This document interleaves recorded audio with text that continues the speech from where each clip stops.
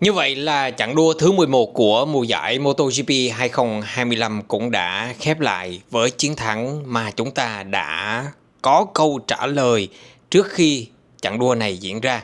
Không ai khác đó chính là Marc Marquez của Ducati Lenovo Team đã có trọn vẹn 37 điểm khi mà rời Sachsenring nước Đức, và không có gì khác khi người ta càng ngày càng nói Marc Marquez chính là ông vua ở Sachsenring. Vâng, đó là người ta chơi chữ Sachsenring và Marc Marquez trở thành Sachsenring. Không có gì phải tranh cãi về điều này nữa các bạn à. Và sau khi mà cuộc đua thứ 11 mùa giải MotoGP năm nay kết thúc á, thì điểm số bây giờ là Marc Marquez 344 điểm, xếp ngay thứ hai là Alex Marquez với 261 điểm, 83 điểm cách biệt so với Marc Marquez. Nói xếp ngay thứ hai, nói như vậy là để an ủi Alex Marquez thôi, nhưng mà bây giờ chúng ta cũng đã biết là vào thời điểm hiện tại thì Marc Marquez đang có lợi thế cực lớn, phải nói là vô cùng to lớn trong cuộc đua tới chức vô địch mùa giải năm nay. Và chúng ta cũng có thể tự tin nói là Marc Marquez gần như là đã cầm một tay vào chức vô địch mùa giải này. Không có gì phải nói thêm về điều này cả.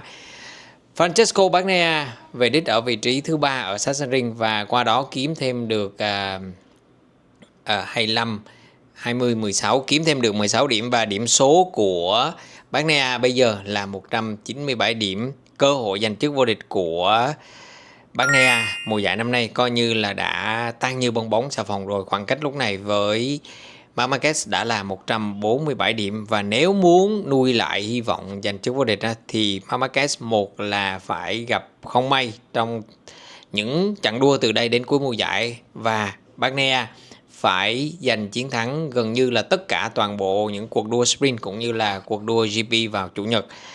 Hai điều này rất khó xảy ra anh em à, hai điều này rất khó xảy ra. Chúng ta có điều kiện và chứ không phải là điều kiện hoặc.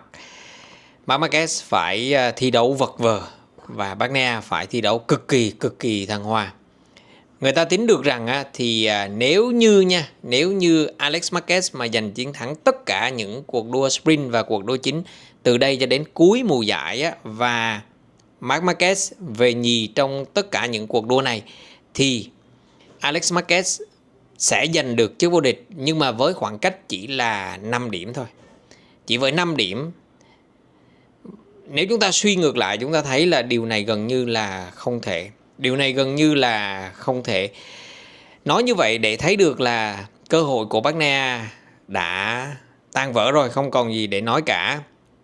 Alex Marquez sẽ kiểu như là tay đua vệ tinh, thi đấu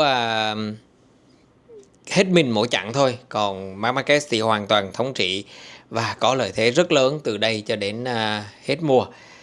Nên Alex Marquez nếu mà giành được tất cả những chiến thắng từ đây cho đến hết mùa thì khả năng này vẫn có thể xảy ra, nhưng mà khả năng này hơi bị thấp. Trong khi đó thì Marc Marquez buộc phải thua Alex Marquez trong phần còn lại của mùa giải này. Điều này cũng càng khó xảy ra nữa. Cho nên nói là Marc Marquez đã chạm một tay vào chức vô địch là điều mà chúng ta nên chuẩn bị tinh thần để mà nhìn Marc Marquez chạm cả hai tay vào chức vô địch. Trong video ngày hôm nay mình sẽ không nói về sự tuyệt vời của Marc Marquez như thế nào nữa. Điều này các bạn thấy quá rõ từ khi mà Marc Marquez lên thi đấu ở MotoGP rồi, không còn gì để chứng minh với thế giới nữa. Khi mà điều kiện sân trơn bóng ướt như là ở Sachsenring thì hôm thứ Bảy đã rất là hay rồi, và hôm Chủ nhật cũng như vậy. Khống chế, kiểm soát gần như là toàn bộ cuộc đua để mà băng về đích. Vẫn có những khoảnh khắc mà Marc Marquez phải thòng ga nha, chứ không phải là cứ max ga đâu anh em. Tại vì khi mà thấy có quá nhiều tay đua bị ngã xe như thế thì chúng ta theo tâm lý thường tình thôi, chúng ta sẽ xuất hiện những câu hỏi nghi ngờ, và Marc Marquez cũng không phải là ngoại lệ, và anh đã canh chỉnh mọi thứ rất là tốt ở trên đường đua để mà tránh đi vào vết xe đổ của những tay đua bị ngã xe đó. Điều mà mình muốn chia sẻ với các bạn trong video ngày hôm nay liên quan đến sự tuyệt vời của Marc Marquez, đó là sự chính xác của Marc Marquez trong từng góc cua trong suốt 30 vòng ở Sachsenring. Đây không phải là điều mà mình tự nghĩ ra để nói. Đây cũng không phải là điều mà mình coi như là nói càng nói dở, mà đây chính là điều mà Fabio Di Giannantonio đã nói.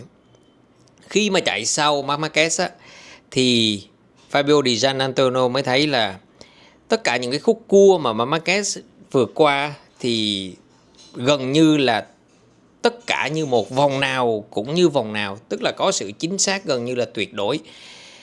Fabio Di Giannantonio có nói là đôi lúc thì tôi chạy ra khoảng nửa mét hoặc là chạy vào trong khoảng nửa mét đối với một khúc cua nào đó, nhưng mà Marc Marquez thì không. Bao nhiêu khúc cua ở Sachsenring, bao nhiêu vòng thì Marc Marquez đều thể hiện cái sự chính xác gần như là tuyệt đối của mình, giống như là một cái đồng hồ Thụy Sĩ được chế tác một cách cực kỳ chuẩn xác, chuẩn mực, chuẩn chỉnh, tất cả mọi thứ đều chuẩn. Đó là lý do tại sao mà anh em thấy là khoảng cách giữa Marc Marquez khi về đích á, với những cái tay đua còn lại là rất lớn. Tại vì cứ mỗi cái sự chính xác ở mỗi khúc cua đó là Marc Marquez sẽ có thêm 0,1 giây, 0,2 giây, và chúng ta cứ cộng lại như thế thì chúng ta thấy được cái khoảng cách của Marc Marquez với những tay đua ở phía sau là khủng khiếp như thế nào. Đó là Marc Marquez chưa có chạy hết 100% công lực nha anh em. Tại vì nếu chúng ta nhìn vào thành tích chạy ngày thứ 6 và thành tích chạy ngày Chủ nhật á, thì ngày thứ 6 Marc Marquez chạy 1 phút 20 giây low, 20 giây thấp á, tức là 20 giây chấm 1, chấm 2, chấm 3 gì đó. Nhưng mà vào cuộc đua thì Marc Marquez nói là tôi chạy chưa có hết sức đâu, tại vì tôi cũng nghĩ nhiều đến những cái rủi ro ở trên đường đua khi mà có nhiều tay đua bị ngã và điều kiện thời tiết thay đổi liên tục như thế thì tôi cũng phải cẩn thận. Và tôi chạy đâu đó tầm 1 phút 20 giây 2, có nghĩa là 20 giây 7, 8, 9, 20 giây 7, 8, 9 gì đó. Thì đó là phong độ đẳng cấp của Marc Marquez ở Sachsenring. Cái điều mà mình thích nhất đó là cái sự chính xác đến từng cm. Mm thì nó hơi quá, nhưng mà cm thì chúng ta có thể hiểu được, tại vì Di Giannantonio đôi khi cũng bị hớ cua nửa mét hoặc là nhiều hơn nửa mét, nhưng mà Marc Marquez thì không có chuyện đó. Nên mọi thứ gần như là đã an bài rồi. Mình nói trước đây á, là kết quả của Sachsenring sẽ định đoạt gần như là 80% số phận của mùa giải này nếu như mà Marc Marquez giành chiến thắng 37 điểm ở đây. Và thực sự là như vậy. Bây giờ mọi thứ đã được định đoạt rồi, mọi thứ đã êm xuôi rồi. Các tay đua còn lại chỉ cố gắng là làm sao xếp trong top 3 đi. Trong top 3 là ok, coi như là lên bục nhận huy chương, tham dự lễ trao giải. Chứ còn bây giờ thì mọi thứ đã gần như là 99% là an bài rồi. Anh em đánh giá như thế nào thì hãy để vào trong phần bình luận của video này nha. Và chúc anh em một buổi tối tốt lành và có được giấc ngủ ngon.